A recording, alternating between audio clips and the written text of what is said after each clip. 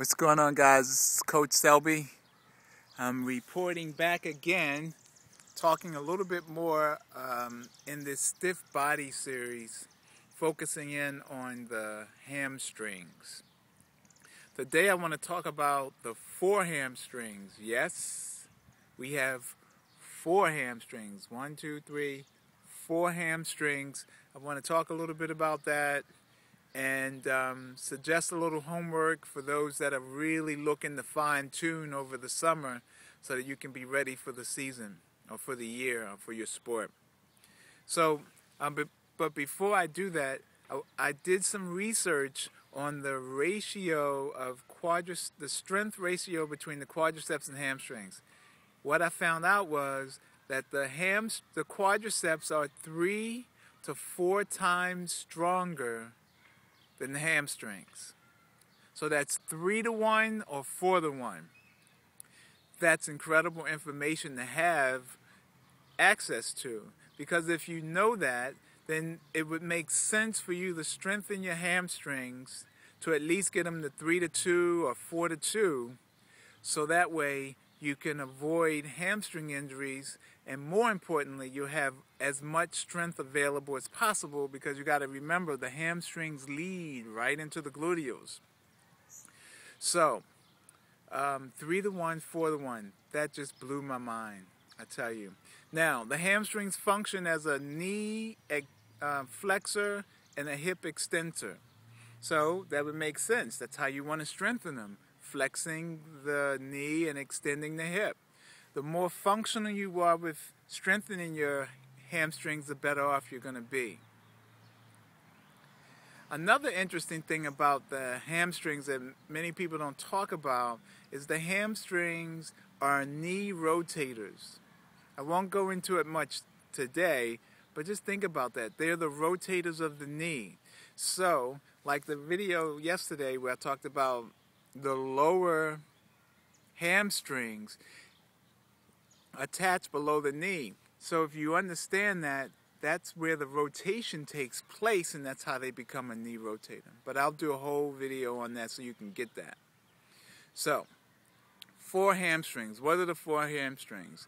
Well, you have bicep femoris, semimembranosus, semitendinosus, and then you have abductor magnus. It's the abductor magnus that is a huge player. By strengthening your abductor magnus, you actually increase your hamstrings' ability to fully participate in making you as strong as you can be. Every time that you move through space, your abductor magnus and hamstrings are what balances you. I'm going to talk a little bit more about that coming up, because I did some research on growing pulls and their role in, again, preventing injury in athletes. So every time that you move from one leg to another, your abductor magnus and your hamstrings are all there on the back of your body, allowing you to stay pretty much balanced, upright. So if they're weak, then you have a tendency to wobble like this camera is doing.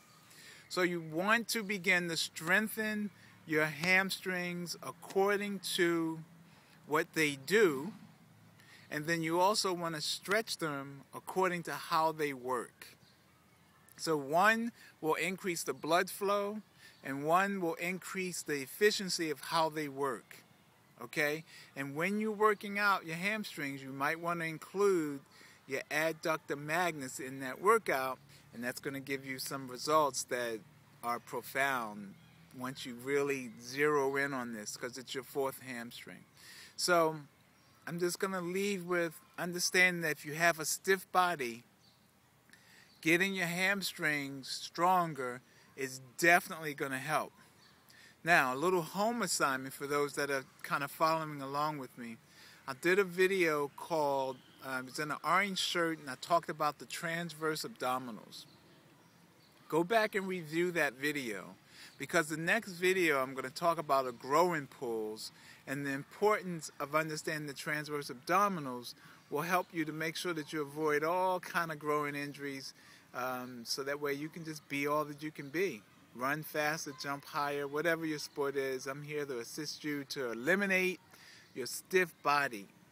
Okay? So in summary, you have 4 hamstrings, and when you're working them out, you need to make sure that you work them out accordingly to what they do. And when you stretch them, you work them out according to how they function. And then you stretch them according to what they do. I'm checking out of here. Have a great day.